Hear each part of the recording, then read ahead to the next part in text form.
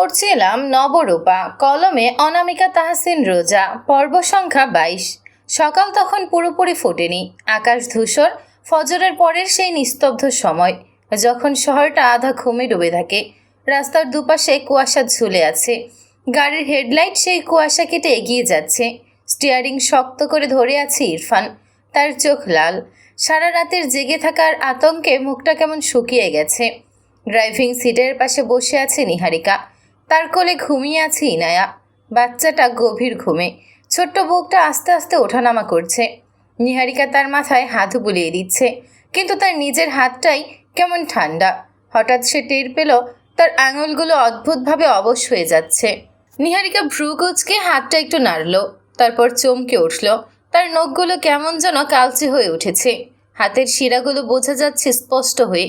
রক্তাক্ত লাগছে নিজের চামড়া, ঠিক যেন ধোঁয়ায় পোড়া ছায়ের মতো রং। সে দ্রুত হাতটা আঁচলের ভেতরে লুকিয়ে ফেলল। ইরফান তখনও সামনে তাকিয়ে গাড়ি চালাচ্ছে, গলায় চাপা ক্লান্তি নিয়ে বলল সে, আর একটু পথ, ওই সামনে মাদ্রাসাটা। নিহারিকা কিছু বলল না। ইরফান আবারও তাকালো নিহারিকার দিকে। নিহা, বলুন। I am sorry. ইরফানের ভাঙা স্বর শুনে অস্থির নিহারিকা এক মুহূর্তের জন্য স্থির দৃষ্টিতে তাকালো ইরফানের চোখের দিকে। লোকটার চোখে হতাশা ও অপরাধবোধ স্পষ্ট। নিহারিকা জানে কেন তার স্বামী তার কাছে ক্ষমা চাইল, তাই অকারণে আর জিজ্ঞেস করল না কিছু, নীরবে তাকিয়েই রইল। ইরফান নিজে থেকেই শুকনো ঢোক গিলে আবারও ধীর কণ্ঠে বলল, তুমি বিশ্বাস করো নিহারিকা, আমি তোমায় ব্যবহার করিনি।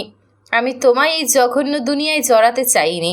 তুমি বিশ্বাস করো, আমি যদি জানতাম তুমি এসবে জড়িয়ে যাবে, তোমারও ক্ষতি হবে, তাহলে তোমাকে আমি বিয়েই করতাম না। আমি বিয়ে করেছিলাম নিজের মানসিক শান্তির জন্য, ইনায়ের জন্য আর পরিবারের জন্য। তোমায় ব্যবহার করতে চাইনি আমি। নিহারিকা মলিন হাসল, জানালার বাইরে দৃষ্টি নিবদ্ধ করে তাচ্ছিল্যের সহিত হাসল। চোখের কোণে সদ্য আসা পানিটুকু মুছে নিয়ে ইরফানের দিকে তাকিয়ে চোখে পানি নিয়েই হেসে বলল, মনে আছে সেই রাতে আপনি আমাকে বলেছিলেন ভালোবাসা এত দ্রুত হয় না, সময় লাগে। আপনিও আমায় এই কারণে ভালোবাসতে পারেননি, এমন কিছুই তো বলেছিলেন, খুব একটা মনে রাখিনি আমি। একটু থামল নিহারিকা, এবারে জানালার বাইরে তাকিয়ে বলল, অথচ আমি আপনাকে বিয়ের প্রথম রাত থেকেই ভালোবেসে ফেললাম। দিনে দিনে মাত্রাও বাড়ল। আজকের এই দিনে এসে সেই ভালোবাসার মাত্রা কতখানি বেড়েছে তা নিশ্চয়ই বোঝাতে হবে না। ইরফান স্থবির হয়ে তাকালো নিহারিকার দিকে। তার হাতের স্টিয়ারিংটা আলগা হয়ে গেল কিছুক্ষণের জন্য। নিহারিকা দীর্ঘশ্বাস ফেলল। কয়েক সেকেন্ড নীরব রইল সে। গাড়ির কাছের বাইরে কুয়াশা ভেজা রাস্তা ধীরে ধীরে পিছিয়ে যাচ্ছে। সে ধীরে বলল, মানুষ কখন কাকে ভালোবেসে ফেলে সেটা কেউ আগে থেকে হিসাব করে বুঝে উঠতে পারে না। ভালোবাসা তো আসলে কোনো চুক্তি না যে সময় ধরে নিয়ম মেনে আসবে। সে মৃদু হাসল, চোখে এখনও জল চিকচিক করছে। আপনি সেদিন বলেছিলেন ভালোবাসতে সময় লাগে, খুব দ্রুত হয় না। তখন আমি কিছু বলিনি, কারণ আমি নিজেই বুঝে উঠতে পারিনি কেন আপনার কথা শুনে আমার বুকের ভেতরটা অদ্ভুতভাবে ব্যথা করছিল। গাড়ির ভেতরটা হঠাৎ নীরব হয়ে গেল। ইরফানের বুকের ভেতর যেন কেউ ভারী কিছু রেখে দিল। নিহারিকা জানালার বাইরে তাকিয়েই কথা বলে চলল। প্রথমে ভেবেছিলাম হয়তো ভুল, হয়তো এটা নতুন জীবনের উত্তেজনা, কিন্তু দিন যত গেছে তত বুঝেছি এটা ভুল না, বরং প্রতিদিন একটু একটু করে এই অনুভূতিটা বড় হয়েছে। সে ধীরে ইনায়ের মাথায় হাত বুলিয়ে দিল, কোমল কণ্ঠে বলল, আর ইনায়া, ও তো আমার সন্তান না, আমার শরীরের অংশও না, কিন্তু তবুও জানেন, ওকে কোলে নিলেই মনে হয় এই ছোট্ট মানুষটার সাথে আমার কোনো অদৃশ্য বন্ধন আছে। নিহারিকার চোখে আবার পানি ভরে উঠল, কারণ ও আপনার অংশ। আমরা যাকে ভালোবাসি তার সব কিছুকে ভালোবেসে ফেলাটা খুব অস্বাভাবিক কিছু না। ইরফানের হাত স্টিয়ারিংয়ে কাঁপল, তার গলা শুকিয়ে গেল। সে নিজের প্রতি কোনো অনুভূতি প্রকাশ করতে পারছে না, শুধু এটুকু বুঝতে পারছে সে নিহারিকাকে অজান্তে কষ্ট দিয়েছে। নিহারিকা আবার বলল, তাই আমি কখনো ভাবিনি ইনায়া আমার না, বরং অনেক সময় মনে হয়েছে আল্লাহ যদি কখনো আমাকে মা হওয়ার সুযোগ নাও দেন, তবুও এই মেয়েটার হাত ধরে জীবনটা পার করে দিতে পারবো। তার ঠোঁটে একটা কষ্টমাখা হাসি ফুটল। ফিক করে হেসে সে চোখের পানি মুছে আগ্রহ নিয়ে বলল, জানেন, একদিন রাতে আমি ভেবেছিলাম আপনার কাছে কখনো সন্তানের আবদার করব না। বলা তো যায় না, যদি কখনো ইনায়ার হক নষ্ট করে দিই। যদি ভুলেও ইনায়াকে পর ভাবি, ও যদি বুঝে যায় আমি ওর আসল মানা, তখন খুব বাজেভাবে কষ্ট পাবে মেয়েটা। আমিও অজান্তে ভুল করতেই পারি, তাই ভেবেছিলাম কখনো আর সন্তানই নেব না। ইনায়া হয়তো আমার নিজের রক্ত না, কিন্তু হৃদয়ের ভেতর যে জায়গাটা সন্তানের জন্য থাকে, সেখানে তো ও অনেক আগেই জায়গা করে নিয়েছে। গাড়ির ভেতর ভারী নীরবতা। ইরফানের বুকের ভেতর অপরাধবোধ ছুরির মতো বিচ্ছে। নিহারিকে এবার খুব শান্ত স্বরে বলল, তাই যদি এই লড়াইয়ের শেষে আমি বেঁচে নাও থাকি, তবুও আমার কোনো আফসোস থাকবে না। ইরফান স্তব্ধ হয়ে তাকালো তার দিকে। নিহারিকা হাসল, কারণ আমি জানবো আমি আমার ভালোবাসার মানুষকে আর তার সন্তানকে বাঁচানোর জন্য শুধু একটু চেষ্টা করেছি। তার চোখের পানি এবার গড়িয়েই পড়ল। একজন স্ত্রী হিসেবে এর চেয়ে বড় দায়িত্ব আর কি হতে পারে বলুন? ইরফানের বুকটা হঠাৎ ভেঙে পড়ল। সে মনে মনে সেই রাতটার কথা ভাবল, যেদিন ঠান্ডা গলায় বলেছিল ভালোবাসা এত দ্রুত হয় না। আজ মনে হচ্ছে সেই কথাগুলো যেন ছুরি হয়ে ফিরে এসে নিজের বুকেই আঘাত করছে। সে স্টিয়ারিং শক্ত করে ধরল। তার চোখ ঝাপসা হয়ে গেছে। মনে মনে একটা কথাই ঘুরছে, সে ভুল করেছিল, ভয়ঙ্কর ভুল। কারণ এই মেয়েটা শুধু তার স্ত্রী না, এই মেয়েটা এমনভাবে তাকে ভালোবেসেছে যেভাবে হয়তো সে নিজেও কখনো কাউকে ভালোবাসতে পারেনি। তার বুকের ভেতর তীব্র অনুতাপ দাউ দাউ করে উঠল। সে একবার নিহারিকার দিকে তাকালো। নিহারিকা তখন জানালার বাইরে তাকিয়ে আছে, কিন্তু তার চোখে যে ভালোবাসার আত্মত্যাগের শান্তি, সেটা ইরফানের বুককে আরও ভারী করে দিল। ইরফান যখন অন্য এক জগতে বিচরণ করছিল, ঠিক তখনই সে গাড়ির সামনে রাস্তায় হুট করে কিছু একটা দেখতে পেল। সে দেখলো একটা তাল গাছের সমান লম্বা মানুষাকৃতির কিছু একটা সাদা কাপড়ে জড়িয়ে দাঁড়িয়ে রয়েছে ঠিক রাস্তার মাঝখানে। দেখে মনে হচ্ছে কোনো রক্তমাখা লাশ কাফনের কাপড় পরে দাঁড়িয়ে রয়েছে জীবন্ত প্রাণীর মতো। সাথে সাথে ইরফানের আত্মা শুকিয়ে গেল। সে চমকে থমকে গাড়ি থামিয়ে দিল তৎক্ষণাৎ, আর চেঁচিয়ে উঠল। নিহারিকার সাথে সাথে সতর্ক হয়ে ইরফানের দিকে তাকিয়ে বলে, ইরফান, কি হয়েছে? Irfan, are you okay? ইরফানের চোখ সেই বস্তু থেকে সরছে না। সে চোখ বড় বড় করে তাকিয়ে আতঙ্কিত হয়ে কাপা আঙুল দিয়ে সামনে দেখিয়ে বলল, নিহারিকা, সামনে একটা লাশ দাঁড়িয়ে রয়েছে, দেখো। নিহারিকা দেখল সামনে কেউ নেই, কিচ্ছু নেই। সাথে সাথে ইরফানের বাহু শক্ত করে ধরে বলল, ইরফান, আমার দিকে তাকান, চোখ সরান, কিচ্ছু নেই, সবই ভ্রম। আপনি ফুল স্পিডে গাড়ি চালান, থামবেন না প্লিজ। ইরফান তবুও আতঙ্কিত ও কাপা কণ্ঠে বলল, নিহারিকা, ওটা ওটা সামনে এগোচ্ছে। নিহারিকা শুকনো ঢোক গিলল। সে ইরফানের মনের অবস্থা বুঝতে পারছে। একটা বড় আকারের মৃত লাশকে কাফনের কাপড় পরে হাঁটাতে নিজের দিকে এগিয়ে আসতে দেখাটা মোটেই কোনো দুঃসাহসিক কাজ নয়। সে তাই জোরপূর্বক ইরফানের মাথা নিজের দিকে ঘোরালো। আমার দিকে তাকান, কিচ্ছু নেই, এসবে মন দেবেন না। ওরা আমাদের থামানোর চেষ্টা করছে, দ্রুত চলুন প্লিজ। ইনায়ের দিকে তাকিয়ে সাহস করে গাড়িটা স্টার্ট করুন প্লিজ। ইরফান শুকনো ঢোক গিলে মাথা নাড়ল। নিহারিকার কথা মতো তাই করল। ফুল স্পিডে গাড়ি চালানো শুরু করলো। চোখ বুজে গাড়ির সামনে টানল ইরফান, কিন্তু ঠিক তখনই নিহারিকার নাকে আবার সেই ভয়ানক গন্ধটা এলো। পচা মাংসের গন্ধ, মৃত লাশের গন্ধ, ঠিক যেন বহুদিনের মরা কোনো প্রাণীর গন্ধ। তার বুক ধরফর করে উঠল। সে ধীরে মাথা ঘুরিয়ে গাড়ির জানালার বাইরে তাকালো। রাস্তার পাশে একটা গরু দাঁড়িয়ে আছে, কিন্তু পরের মুহূর্তেই নিহারিকার চোখ বড় বড় হয়ে গেল। গরুটা না, ওটা ওটা যেন পচে যাওয়া একটা মৃতদেহ দাঁড়িয়ে আছে সেখানে। ইরফান যা দেখেছে তাই দেখল নিহারিকা, আরও বেশি কিছু দেখল।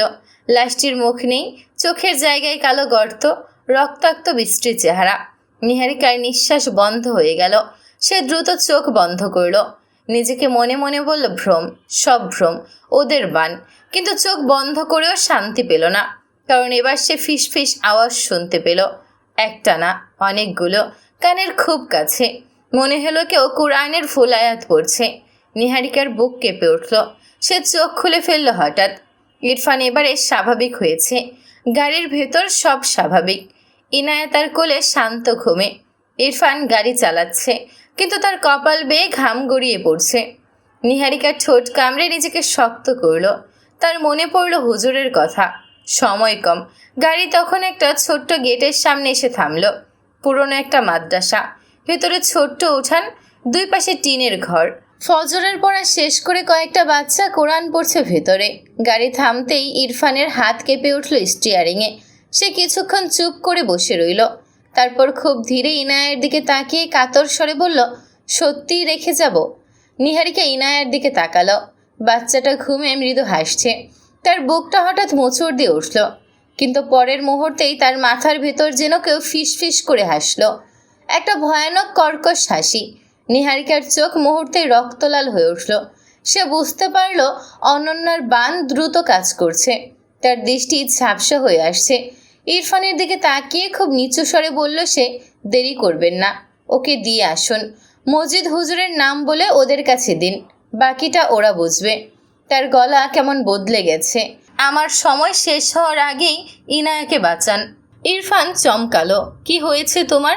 নিহারিকা ধীরে বলল, আমি টের পাচ্ছি। তার আঙুলগুলো আবার কেঁপে উঠল। ওরা আমার ভেতরে ঢোকার চেষ্টা করছে।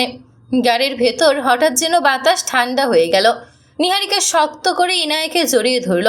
তারপর ধীরে বলল, যদি দেরি করেন তাহলে হয়তো আমি ইনায়ের জন্য বিপদ হয়ে যাব।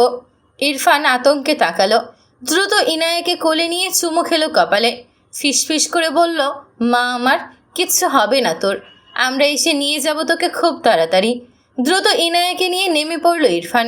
চলে যেতে চাইলে হুট করে জানালা দিয়ে মাথা বের করে ইনায়াকে ডাকলো নিহারিকা, শুনুন, একটু আসুন।